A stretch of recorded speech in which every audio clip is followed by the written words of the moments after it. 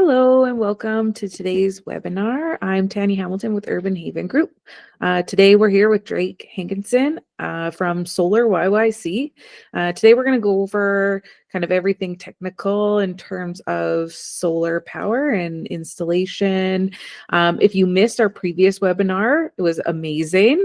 Drake was able to tell us all about some of the economical benefits and the return on investment for solar, and talk through, how not all houses are suitable for solar power and what that entails and how they evaluate homes for solar to make sure that clients do get an ROI and that it is beneficial.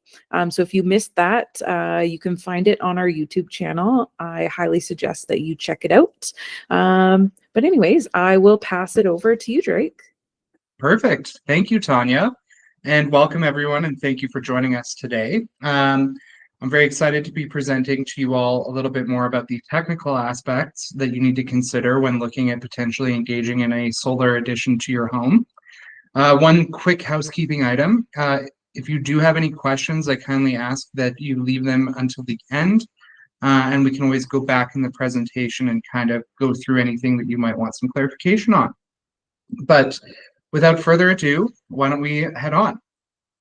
So first off, I do apologize. My colleague Brett Bowman, who is meant to share the presentation with me, unfortunately couldn't make it today. That being said, my name is Drake Hankinson. I manage partnerships here at solaryyc, and I'm very excited to be educating you all a little bit more about the technical components of a solar project. So why don't we jump right into the big question? How do photovoltaic systems work? So at a very high level, when sunlight is hitting a solar panel, the electrons from that sunlight, or the photons that are hitting it, is captured by a semiconductor material. This creates a direct current energy within the system that is then converted into an alternating current that can actually be used by a household. So when you think about electricity, almost every utility in your home is going to be operating off of an alternating current, whereas direct current is generally used in more of an industrial or power generation capacity. So once that DC hits the inverter, it's converted into AC, and then everything in your home is the first kind of system that would potentially be leveraging that power. However, any overage, as we discussed in our previous session, would then be fed back to the grid and you would be credited for it. So now, when we're looking at the types of panels that we're using, generally speaking, most solar providers here in Alberta, or at least providers of repute, are going to be using what is considered a Tier 1 solar panel. So what does that mean? That means they're consistently going to have black cells, and in most cases, they're going to be bifacial, meaning they can collect energy on either side of the panel. And this also means that they come with a 25-year warranty for the material parts and a 30-year warranty for production. So what that means, I want you to think about it similar to how you use your phones. You buy a new phone, you've got a great battery on it, but over time that battery becomes diminished, like it'll hold less charge. And so you might go from having to charge your phone every 2 days to every 1 day to maybe twice or 3 times a day. Solar panels have a similar kind of degradation period. So that 30-year production warranty is speaking to that kind of degradation that we see. Now, they're nowhere near as bad as cell phone batteries. In fact, at year 30, the expectation is that the solar panel is still producing at 87% of its theoretical maximum. So you're seeing about a 0.4% drop year on year over the lifetime of that 30 years of their warranty. What we're starting to see as well is, solar is a relatively new technology. The warranties are generally becoming more and more extended over time as we have more data to justify their actual useful lifespan. Now, when we're looking at a solar system, we need to consider how is it actually going to be mounted onto the roof so that it's secure against all of the elements and things like wind, sleet, rain, hail, etc., to make sure that we don't have solar panels flying all over the place. So to that end, what we're generally looking at are racking systems. Now, of course, a key consideration when you're looking at adding anything to your roof is how do I ensure that any penetrations through that roof are going to be maintained in a watertight manner? So what we do here, and what most solar companies would look at, would be using some sort of waterproof footing. I actually have one here. And what this is, you've got a metal rack, and then you've also got this tar layer. And so when we mount this onto the roof, first we would map out how is the solar system going to lay on the roof based on the designs that we've done. Then we would put footings in. Now this is going to be the only active point of penetration aside from the pass-through boxes where the wiring is going to go. But when we mount it onto the roof and we screw through these holes, it's actually going to go through this tar layer here. And that tar layer is going to ensure that everything remains watertight and that we're not creating some sort of leak or damage in the long term. A key consideration here is that those footings are one-time use only components. So if you ever are entering a scenario whereby you're having your solar system being removed and reinstalled, for example, in the case of a roof replacement, you're always going to need to get new footings, which we certainly take into account when we're doing those projects. Once the footings are down, we would then mount the racking, which you can see in the second photograph here. These are just rails upon which the solar system is going to sit, and which we also mount the inverters to, which are those little black boxes that you can see there with wires running out of it. All the wiring would be done underneath the panels alongside the racking and then run through what is called a pass-through box, which again is a watertight casing that all the wires would feed through. This would be another roof penetration, and that's what's actually going to feed down into your electrical meter within the home to power your appliances and or credit back to the grid. Now, one thing you might hear when talking to solar providers is discussions around doing conduit instead of pass-throughs. So in the left-hand side, you can see that's what a conduit run looks like. What does this mean? Generally speaking, they're aggregating the wires into a conduit directly on the roof and then running it through to either a new penetration or to an existing one. We generally shy away from it. On one hand, the aesthetics are less ideal, as you can kind of see comparing these images left to right. And the other part being that it actually puts the wiring in an exposed scenario. So when you're looking at solar panels, especially tier 1 solar panels, these are hail rated. In fact, we've done over 150 removal and reinstall projects this year for scenarios where roofs were damaged by hails, but the solar systems themselves were not. So the solar system is quite effective at defending all of the assets that live underneath it. Now, in certain cases, conduit isn't quite that level of durable, especially when you're looking at some of the edge cases we're getting with hail. So we would generally advise our clients to avoid running roof conduit in any situation possible and instead utilize a pass-through box. Now, what is an inverter? I know I touched on this a little bit earlier, but again, this is the utility that's actually taking that direct current electricity and converting it into usable alternating current electricity. It allows the solar energy to power household appliances and also be fed back to the electrical grid. And these ensure the quality, safety, and compatibility of the electricity generated with your home. Now, there are generally two types of inverters, micro inverters, which is what you see here, and string inverters. String inverters broadly, you're not going to see in a residential project. They're a lot larger and they're generally utilized more in the commercial and industrial space. And they do come with certain risks. For example, a loss in production on one panel on a string inverter system can impact the entire generation of that whole kind of section that's hooked up to that singular string inverter. Now, of course, when we're looking at having a solar system, a key question that you're going to have is, how do I know how much energy I'm producing? So a great thing here is that with those inverters, we're also able to actually track the direct or the alternating current energy production. And we do this through the application brought to us by APS. So we use APS inverters here. They have their own bespoke software application. Once you get a solar system, you would download this. We would connect via Wi-Fi the inverters and monitoring to this app, and you would be able to, in real time, look at your solar system down to the panel level to ensure that it's still producing as expected. These also are affiliated with the 25-year warranty on the inverters, and they're a great resource for just understanding better how is your solar system producing once it's up and running. Now, one key question that we often get from certain homeowners is, well, can you hang the solar system off the side of my roof? You know, when we're working with certain constraints, it might be difficult to achieve a homeowner's goals just based on the roof design. And it often becomes a question of, can we either go with an overhang on the peak, or can we maybe have a bit of an awning hanging over the side? Now, we don't do this, largely to remain in compliance with the municipal standards and safety codes, especially here within the city of Calgary. Oftentimes, we will see some people attempt to install systems that utilize this. We wouldn't do it ourselves, but we do see it with some competitors and homeowners. And it is quite often the common cause for failing inspections with the municipality when trying to finalize the installation of your solar system. So here you can see those setbacks are kind of mapped on the roof in yellow, and that's providing us with a nice little margin to maintain roof space and ensure that we're not going to fall out of code compliance.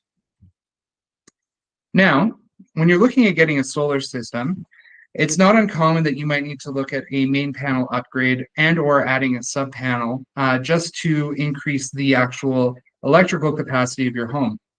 In particular, if we're looking at an older built home, say something from the 60s and 70s, it's likely that that panel from that period is simply not designed for the changes in voltage requirements, let alone the number of appliances that you might now have in your home. So most solar companies, including SolarYYC, would ensure that we are able to replace those panels as needed and upgrade everything to ensure that when we are adding a solar system, we're not leaving your home in some sort of risky state. We, of course, generally do ask for pictures of the main panel when we're doing a solar quote. This is a key area that we would look at before we actually finalize going to permits and booking an inspection. So something to be aware of, especially if you're an older homeowner, is that you might be looking at a main panel upgrade and or adding a sub panel. Now, while it's currently not allowed within the Calgary city limits, we do see a lot of our clients, particularly in acreage or rural environments, wanting to look at adding a ground mount. So ground mounts are great if you've got a large section of land for being able to install a solar system that's not needing to be mounted on a roof and that can be oriented to capture the sun most effectively. Ground mounts, unfortunately, again, are not permitted within city limits. However, we do see this a lot, again, with our residential agriculture, or sorry, our not residential, our agricultural and acreage clients where they want to go this route because they have the space for it. Now, this also does come with some additional cost as we're going to have to do pilings and mounts into the ground. So that is a factor to consider if you are wanting to do a ground mounted solar system. Now, while it's generally not super common in the residential space, we do certainly see flat roofs. And a key aspect of flat roofs that we need to look at is that it is going to require an engineering review. When you're looking at a flat roof system, unfortunately, we're not able to mount it using the standard footings we looked at earlier directly into the roof. This is largely due to wind shear risks because we're going to be mounting solar systems at around a 30-degree angle to maximize their exposure to the sun. So to get around that, what we're generally going to be looking at is a ballasted system, which means we're going to be weighing down solar racking on the roof to ensure that it's not going to be potentially moving. However, this can add significant weight to the roof load well in advance of what you might see with a traditional sloped roof installation. So to that end, it's imperative that you get an engineering review to ensure that the roof can actually handle the load of the solar system we might be looking at installing so that you don't end up like one of the homeowners seen in the bottom picture where that weight load becomes so much that it actually leads to a collapse. If another company offers to install on a flat roof without doing an engineering review, I highly recommend getting third-party quotes from at least 2 other vendors because that would seem to indicate that they've not done their homework.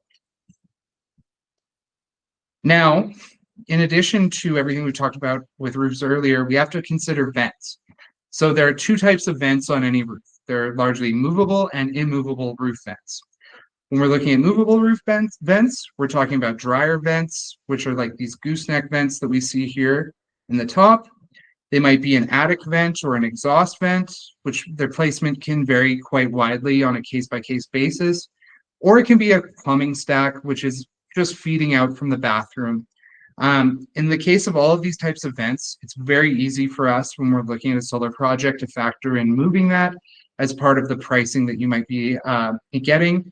And we can also do this to try and maximize the layout and the square footage of the roof space so that you're getting the best production possible.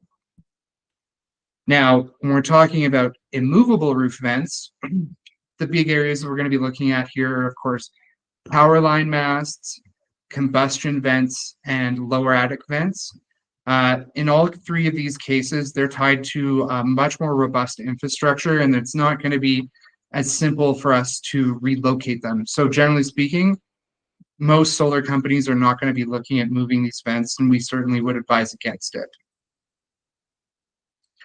Now, a key thing to factor in when looking at any solar provider is what type of workmanship warranty are they guaranteeing? So here at Solar YYC, we do have the option to upgrade to a 25-year contractor warranty.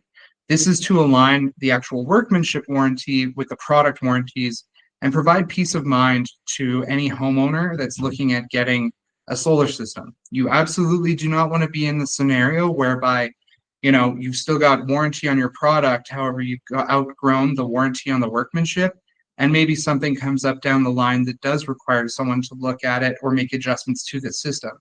So a key differentiator for us at Solar YYC is that we do offer this, and we are starting to see more of our competitors kind of get into this area. Now that you've installed your solar system, another thing you want to look at is, okay, things like avoiding the potential for squirrels or pigeons to create roosts under your solar system. So we generally advise the majority of our clients to install Critter Guard when getting a new system. This is a simple plastic covered mesh that would go around, as you can see, the perimeter of the system, and it'll prevent anything from getting in underneath. Oftentimes, this upgrade is offered free if a quote is accepted within 30 days. However, it's also possible that it can be installed after the fact. One thing we do here as well at Solar YYC is we do have analysis on which communities are more affected by the possibility of things like pigeons.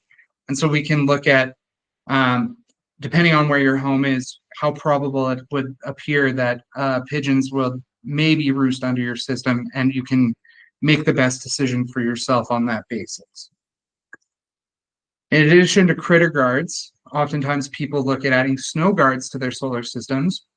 Now, we use Alpine snow guards currently. However, there are a few different suppliers.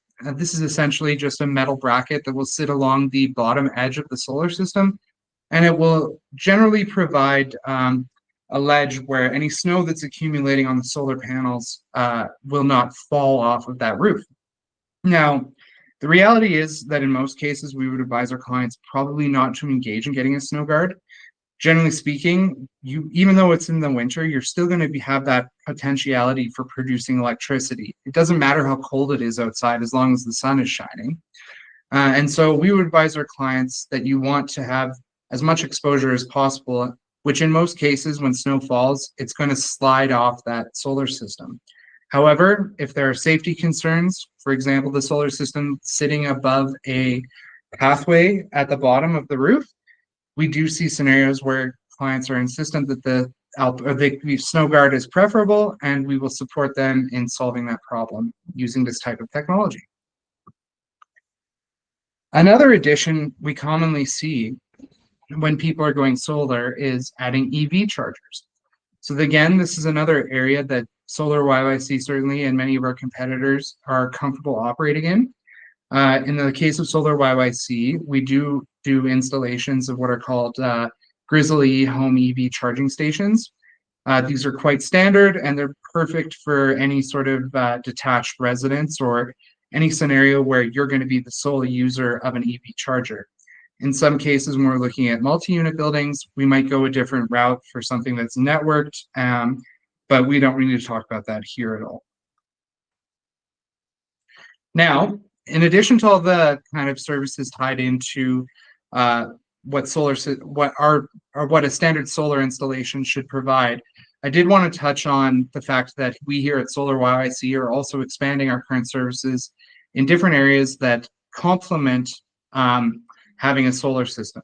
Primarily, in this case, we're talking about battery storage systems, attic insulation, and heat pumps. So as you're starting to look to get off of grid energy for your needs, having a battery storage system can be a great way for you to ensure that you're retaining as much of the energy that you're generating rather than simply selling it back to the grid.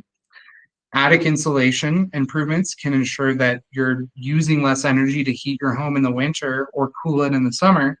And heat pumps can be utilized so that you're moving away from, say, natural gas heating towards electrified heating. So all of these kinds of things put together can make really compelling cases for having a net zero home where you're no longer paying third parties to heat and energize your home. Instead, if you're using a solar system, you could have everything from your transportation to your heating and cooling to all of your appliances be covered just by the roof space of your home. So we're quite excited as we continue to grow and move into these kind of new areas of operation for our business. So why don't I stop there and just ask if we have any questions from the group?